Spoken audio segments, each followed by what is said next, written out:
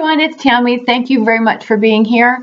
After my last video regarding the way we're wasting money on our supplements, I thought I would follow up with this one. This isn't to counter what I said there. I firmly believe that single constituents, while they may have some benefit, we don't get the full scope of the benefit, not to mention the fact, primarily because there's a synergistic relationship between the compounds. This is what chemistry is, and where we can replicate the combination of chemicals, it's not the same thing as what's found in nature. There's a force in nature that cannot be reproduced in a lab. And so that's basically what that video was about.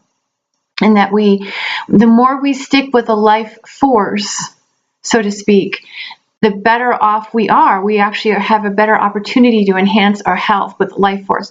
I took this to heart years ago when I was diagnosed with MS. It was about 18 years ago. And I got heavily into raw foods because of the life force that remains in the raw food. I didn't know as much then as I do, or I shouldn't say no, but I didn't understand as much then as I do now regarding nutrition. But it made sense. It was something that I could wrap my head around. And that's really what any of this is. So before I jump into anything further, please understand that, and especially if you're new to my channel, what I propose and what I talk about is an angle, an approach, so to speak, that I've developed in reaction to or response to the information that I've been finding over the years. I've devoted basically my entire adult life to understanding health and wellness at a level that goes beyond what the conventional model is talking about. And that is, what is the underlying cause? And just to kind of sum it all up, the underlying cause is what I call chronic survival mode, stress response. However, it's the body's interpretation of what information is coming in. And what do I mean by that is, well, nature communicates via chemicals, and so everything around us, we actually have olfactory receptors on the skin.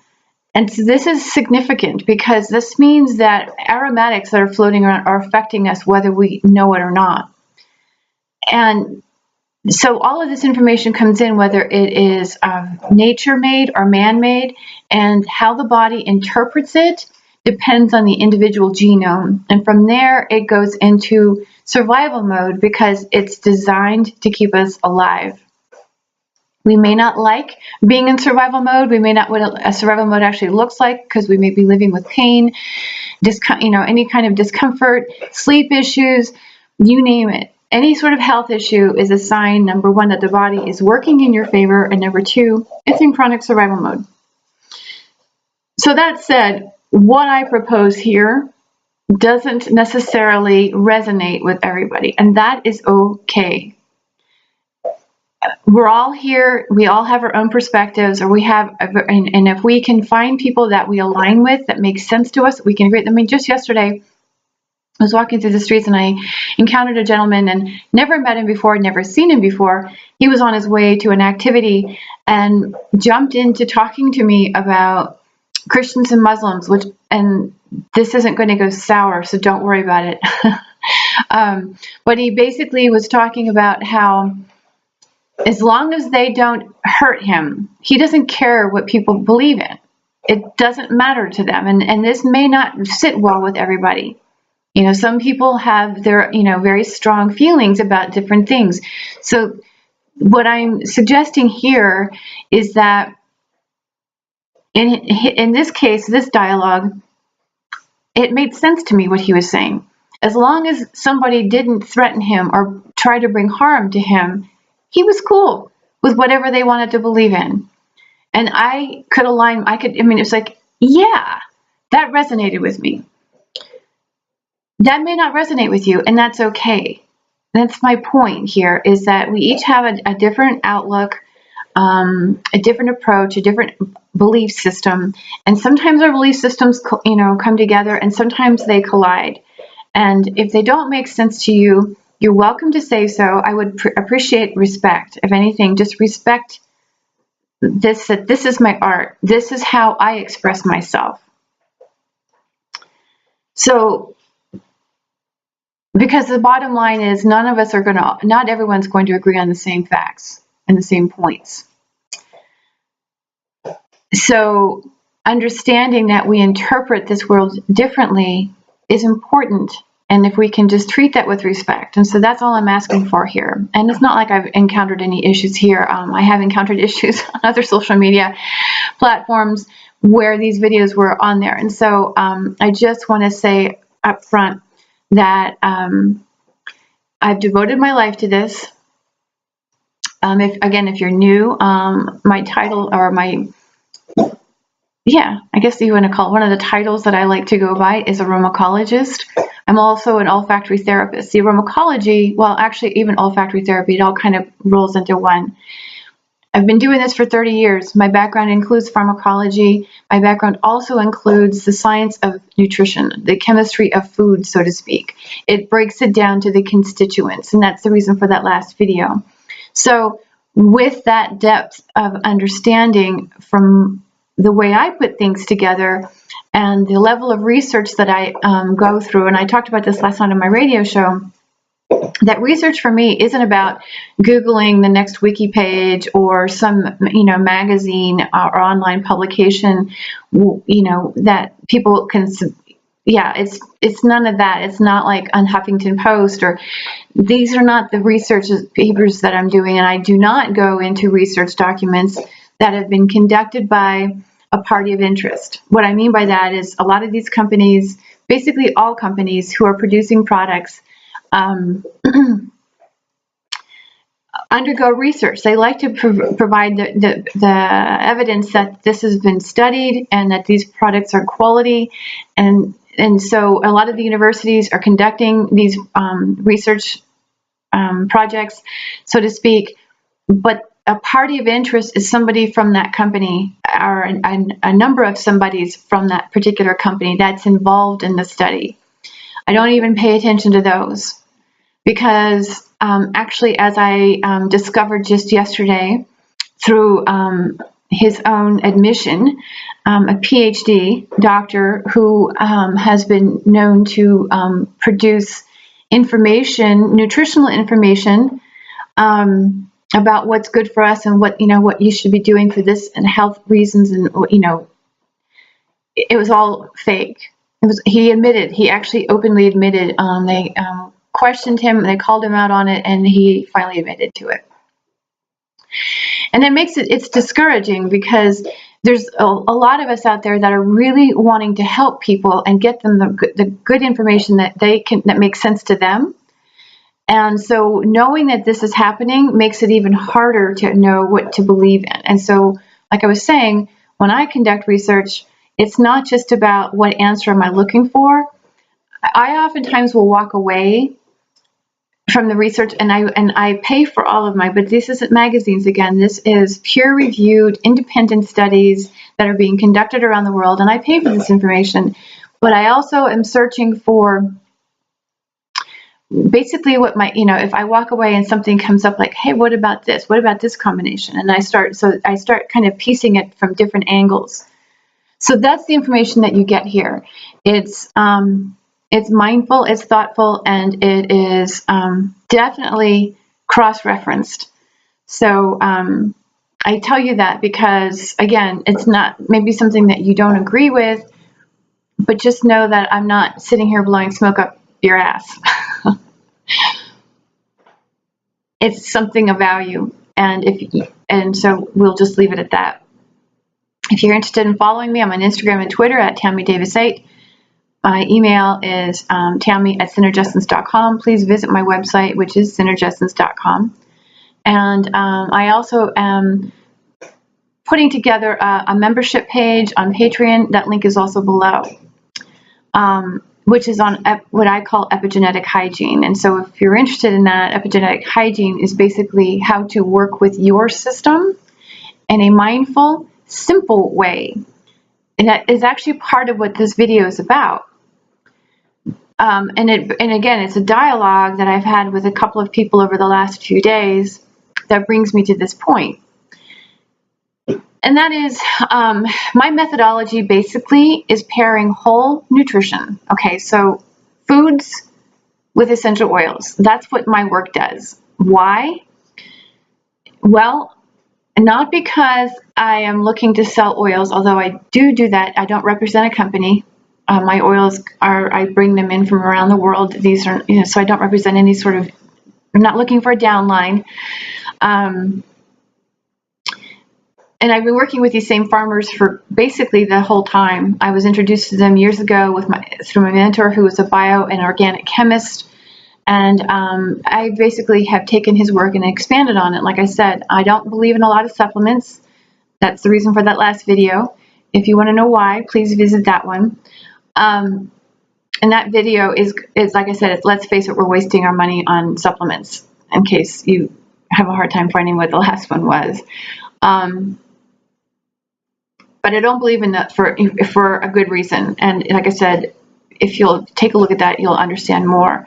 And I do mention in that one the use of essential oils, and why I like the essential oils is because they are what I refer to as signaling molecules, just like the chemicals around us. I mean, that's how nature communicates. And so essential oils are lipophilic chemicals. They have the ability to cross the blood-brain barrier, hence olfactory therapy. And I'll even include a document down below that you can, if you go to my website and click on journal, you can see that information there. I'll just say that. So click on the link to my website, or just type in synergessence.com, go to journal, and you'll see that piece on olfactory therapy. I'm currently putting something else together right now because there's plenty of evidence to say that given the number of olfactory receptors that we have, which I think the count is around 350 olfactory receptors, they differ between people because the DNA is different. All right, so just to briefly state that the DNA has the ability to alter itself in response to information coming in. And so what does that mean? It's like, well, the DNA has the ability to adapt, and those elements are called transponal elements. So these little segments actually relocate along the strand, and as a result, we each have a different way of sensing the world. We see things a little bit differently, we hear things a little bit differently, but more importantly, we're smelling things differently. And what I mean by differently is it's being interpreted differently in our system. So maybe one smell has somebody feeling just bliss, and then somebody else is smelling and they're just cranked. I mean, there's a lot of differences in that, and that is the reason for this. So it's about interpretation. And so when we include essential oils, it's not just about smelling them, but it is about getting them into the body.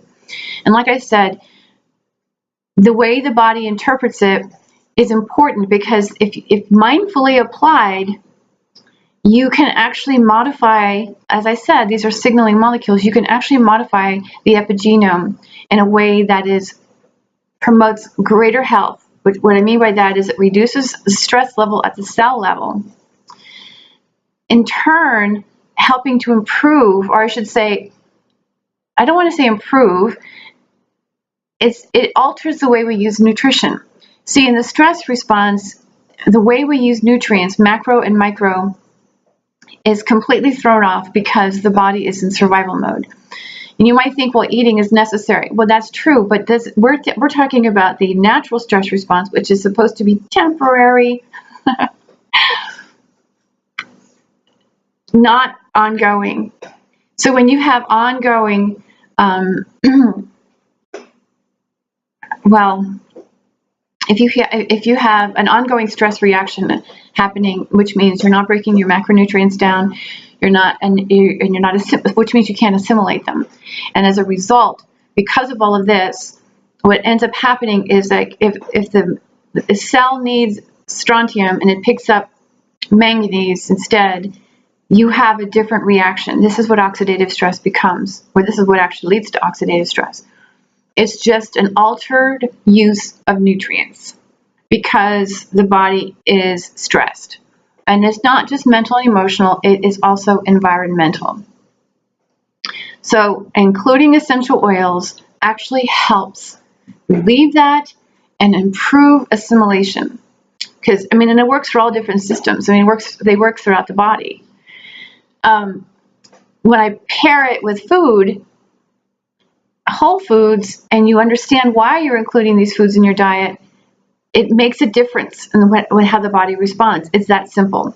And this is very difficult for many people to wrap their heads around because they're so used to piling on the supplements and doing all this stuff. And this isn't to say that people don't need, depending on the condition. This is where it gets kind of sticky because people hear the words coming out of my mouth and they take it to be as like that is it for everybody. And I don't talk about a one size fits all for anyone.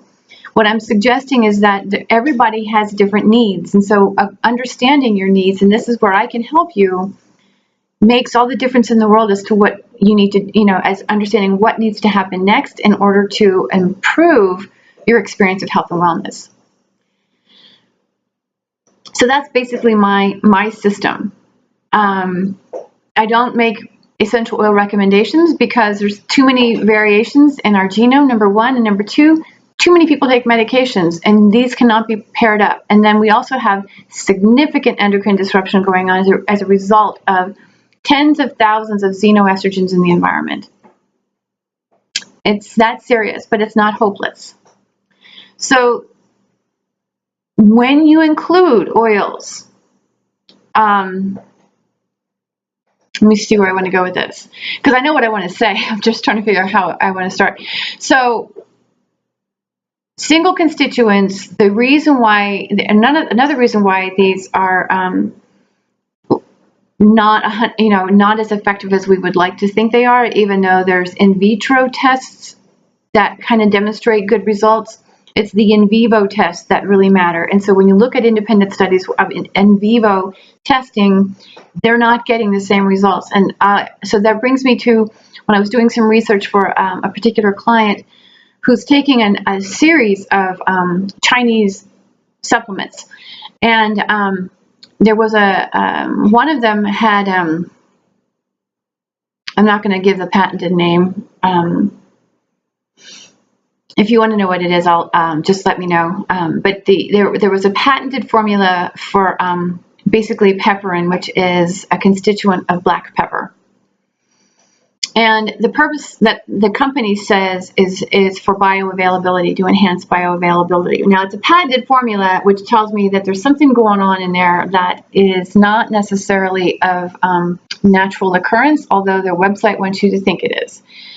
Because we can't patent natural, just 100% natural. There has to be something else in there, stabilizers or something, but I can't get into their proprietary formula. That's okay, because the challenge that I faced with their particular website was that they were saying that this increases thermogenesis, and the thermogenesis increases bioavailability. And they were talking about it playing off the autonomic nervous system. Well, thermogenesis, there's two types of thermogenesis. There's one that occurs from eating food. That's the thermogenesis. So that heat generation, that's the reason why we eat, and that's what's metabolism. So thermogenesis occurs when you eat. And it also occurs like when you're sitting in a room that's kind of chilly. The brown adipose tissue is what helps to keep us, helps to generate heat. And it's through the hypothalamus that this is occurring. But for some reason, this particular product is using the pepperin patented formula of pepperin to increase bioavailability of a particular mineral. So because I can't decipher what's in the formula, and I don't want to tell this woman to stop taking what she's taking, because it's again, like I said, everybody has a different situation. And her situation, she could use a little bit more help. So I didn't want to take her off of that. However, I did have to suggest that she cut back on using it. Like if she's taking 2 a day, she only needs to take 1 a day. And the reason for that is because she started using essential oils. And, like I said, so when I was researching all of this for her, I came across several independent studies that were talking about these types of constituents, plant-derived constituents, but they mentioned in their time and time again that the in vitro studies were proving beneficial where the in vivo was not as good of a result. And with that, I mean, it's like in the live organisms. So, and that brings me to my point is you cannot predict how anything is going to affect any of us. We can kind of get an idea. We can sort of get an idea of, if you know your cultures, like they study the European Caucasian culture of the US and of course in Europe. And then there's the Pacific Islanders. I mean, they have broken this down into various ethnicities, and they can kind of draw some parallels between genetics. However, beyond that, we're only looking at a snapshot. Okay, and if we went and did a DNA test of everybody on the planet, there's one thing that will remain the same, and that is our genes that we inherited. And then there's the epigenome, which is constantly changing. And because it's constantly changing, it's essentially impossible to predict how that's going to work. And it's funny, when I talk to people, they're like, well, no, scientists can actually predict. No, they can't. We know the epigenome. I told you a little while ago that the DNA has the ability to alter itself. The epigenome has the ability to flip switches. It activates and deactivates all along the system. And so when you're using a single constituent from a plant, even if it is natural, let's just say this patented heparin is absolutely plant-derived, but it's a single constituent from what I can tell. The same thing happens with medications. It's a targeted mechanism, which means they're trying to affect a very specific reaction in the body, but there's no telling how it's going to unfold in the rest of the system. And what I mean by that is so let's just say it's an antagonist or it inhibits some kind of activity. That inhibition, that antagonism is going to cause something else to be activated, and it becomes this ripple effect. So it is impossible to determine how it's going to affect anyone because each one of us has our own genetic code. So again, when you're taking these single constituents, that's an important piece to remember. It's a targeted action, which means how it's going. I mean, even though the bottle promises something, it's not necessarily going to get you the results that you want. And besides that, what we're also finding, I actually heard a report yesterday that, I mean, I already knew this, but it was really nice to hear it again, which is there's tens of thousands. I shouldn't say tens of thousands, there's at least 15,000 different nutraceutical companies, natural or supplement companies, so I'll just say it that way. And the FDA can't get around to checking them all. They are mandated to check up and follow up on the pharmaceuticals, but when it comes to supplements, as long as it's considered generally regarded as safe, a nutrient like caffeine is considered a nutrient, they don't check these products before they go out. So there's no telling what's in these products. And sometimes you can get products that don't even have what's on the label. The label says one thing and what your product is entirely different. And this is what troubles me when I have so many people come to me or even say at me, even indirectly through a computer, that they feel fabulous on using a particular line of supplements. Well, okay, I'm not saying that you don't, and you do have your genes, and maybe you're benefiting from it. And then again, there could be things in that product that are making you feel that way. I actually discovered in another line, direct marketing company, they have a ton of stimulants, herbal stimulants, including caffeine and green tea extract. I mean, there's all kinds of stimulants, which is going to, especially with the caffeine, it's going to be activating the dopamine receptors, right? And the person, when I told her, and she was having some serious muscle rigidity, and I told her she needed to stop doing that for a while, she went into withdrawal. She got depressed, and it was awful. So you got to be careful. I mean, we hear stories all the time of people companies putting things into their products to keep you coming back.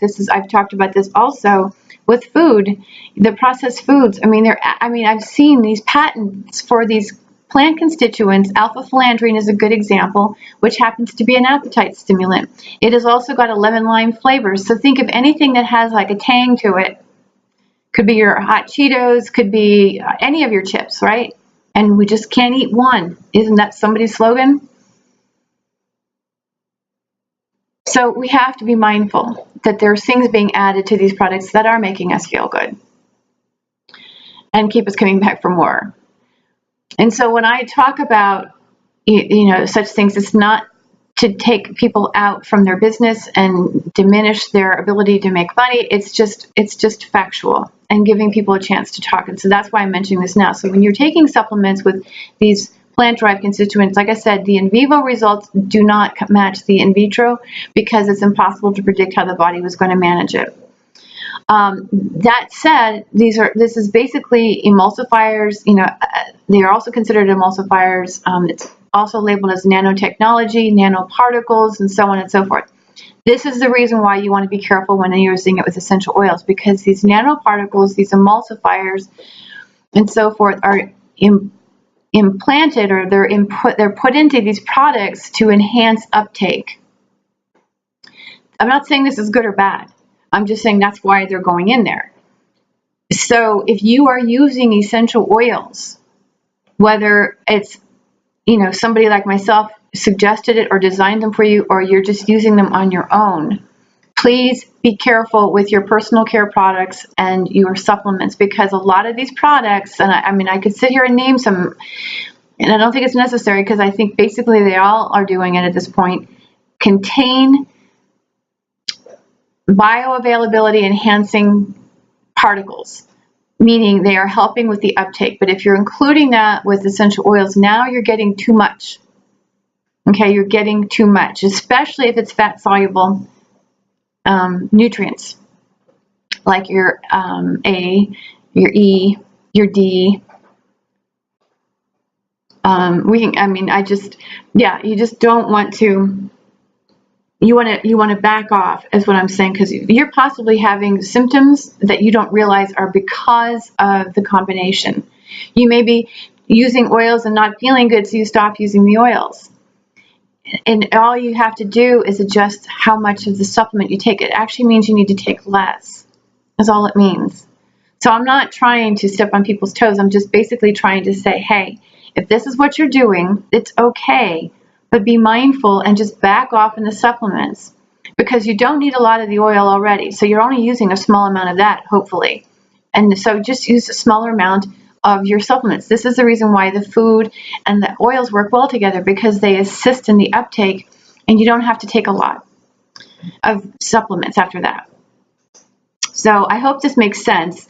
But like I said, it's a serious conversation and that I've been having with people regarding these supplements and these products, because they do offer benefit. I don't doubt it, but we have to be mindful of what kind of benefit, what is actually in it. Because feeling fabulous, and I'm using that on purpose because that's what somebody said to me the other day, feeling fabulous has nothing to do with health. I'm going to get a lot of backlash on that one. Feeling fabulous, it is important. That is an important piece to being healthy, but it's not the indicator. The indicator is function. Okay? The indicator is you're sleeping well. There are no observable digestive issues. You don't have pain. You're a walking, breathing, symptom-free organism.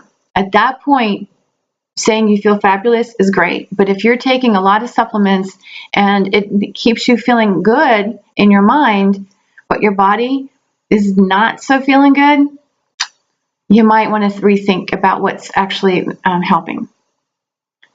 Because the mental state is definitely important. It's definitely important. We want to feel fabulous. We want to feel good about our lives. We want to feel good about who we are. We want to feel good about everything. But if the body is demonstrating any kind of symptom, like mine right now, I can feel the pain in my neck.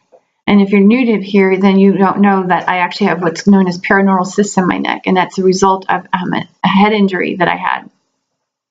And I can't do anything with it. But my body, my neck, is in stress. And so I have to be mindful of that and how to help my body continually adjust to what it needs. So, like I said, feeling fabulous, being happy is great. But we have to understand what it also signals. If it's just a mental state, but the rest of the body is not feeling it, is not keeping up. All right. So anyway, and what really is helping us to feel fabulous in the mind? You know, that's important. So please don't take me out to say that I'm discrediting what it means to feel fabulous. I'm just saying that there's more to it, and I hope you understand. And if you don't, please just let me know. All right. So anyway, thanks for watching. Please share these videos, and let me know if there's something you'd like for me to talk about.